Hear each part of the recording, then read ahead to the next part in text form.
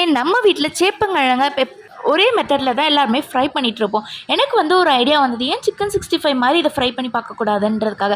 அதனால் இதை பார்த்திங்கன்னா ஃபிஷ் மாதிரியே கொஞ்சம் ஷேப்பில் கட் பண்ணி எடுத்துக்கிட்டேன்.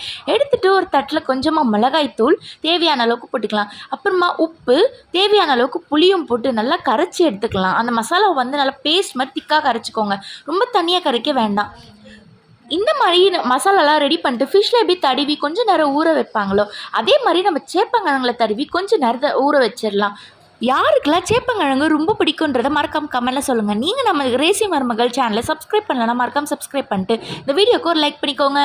சேப்பங்கிழங்கு பார்த்திங்கன்னா கொஞ்சம் நேரம் ஊறினதுக்கப்புறமா ஒரு கடாயில் எண்ணெய் ஊற்றி நல்லா ஃப்ரை பண்ணி எடுத்துக்கலாம். எண்ணெய் கொஞ்சம் தாராளமாகவே ஊற்றலாம், அப்போ நல்லா மொறுன்னு கிறிஸ்பியாக ஃப்ரை ஆகி வரும். எல்லாத்தையும் மொத்தமாக ஒன்றா கூட போட்டு நீங்கள் ஃப்ரை பண்ணிக்கலாம். நல்லா பார்த்தீங்கன்னா கோல்டன் ப்ரௌனில் ஃப்ரை ஆகி வந்ததுமா நீங்கள் அதை கடாயிலேருந்து எடுத்துகிட்டு சர்வ் பண்ண ரெடி பண்ணிக்கலாம். செம்ம டேஸ்ட்டாக கிறிஸ்பியாக இருக்கும். நீங்கள் எப்போவுமே ஃப்ரை பண்ணுற மெத்தடை விட இதை ட்ரை பண்ணி பாருங்கள். இதை வீட்டில் இருக்க குட்டீஸ்க்கு செஞ்சு கொடுங்க, ரொம்பவே விருப்பப்பட்டு சாப்பிடுவாங்க. சேப்பங்கிழங்கு சாப்பிடாத பசங்க கூட இதை ட்ரை பண்ணி கொடுத்து பாருங்கள், எல்லாருமே சாப்பிடுவாங்க.